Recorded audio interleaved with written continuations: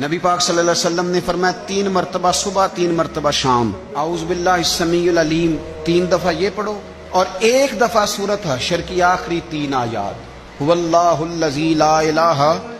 الا هو عالم الغیب والشہادۃ هو الرحمن الرحیم۔ اعوذ باللہ من الشیطان الرجیم ہے نا،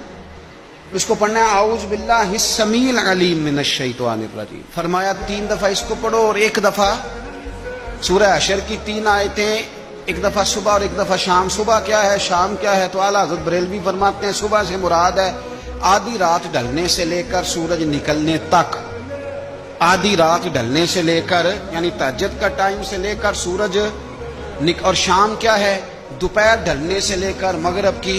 اذان تک،